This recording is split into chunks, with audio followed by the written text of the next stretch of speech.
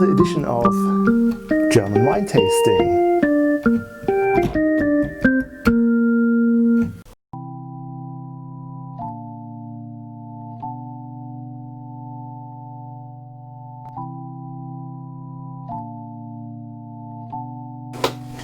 Herzlich willkommen. I am Matthias Neske and this is in fact the first edition of German Wine Tasting.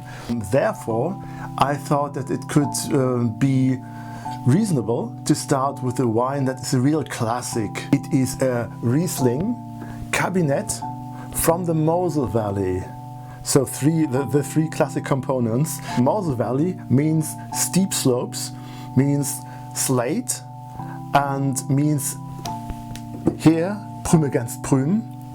Not two different wineries with the same name battling against each other, but two different wines from the same winery, but two different vintages. We have 2008 here and 2018, and both come from the Johann Joseph Prüm winery, better known as JJ Prüm. It is highly traditional. In fact, it is a world famous estate, I would say. The Prüm winery owns vineyards in two different important sites. They are both on the opposite side of the river Mosel, opposite from the estate building.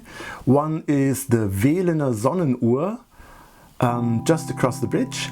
And if you turn to your right, you will see upstream on your left the Graacher Himmelreich, and that's where our two wines come from.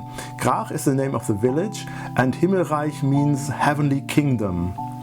One traditional specialty of the JJ Prüm winery is that they produce only sweet wines, from slightly sweet wines like these cabinets to Spätlese, Auslese, Beerenauslese, so this the sweeter type of wines, and everything from Riesling. So they are, well, very classic in fact, and limited to what they do best. I've already put it into the glasses. Now this is on your left, which is on my right. This is 2018 and this is 2008. The color looks almost the same, it's pale lemon color. And perhaps I try them first before I tell you what it's about. 2018 that is. Very nice fruity style, already drinkable. It is white peach, apricot, something like that. Stone fruit, almost a bit tropical.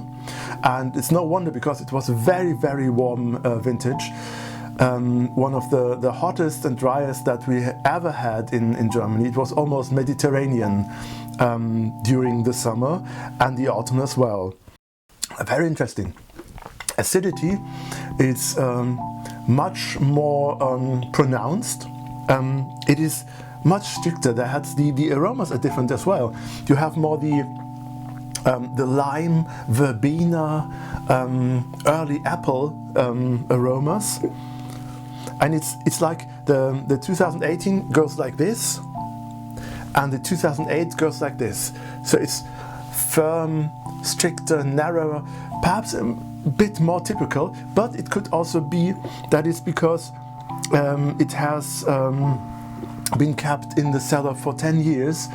You could perfectly drink them on their own, so that's fine, not only for me but for you. You will see it. If this is the first wine that you drink in your life, you will be surprised how tasty wine could be.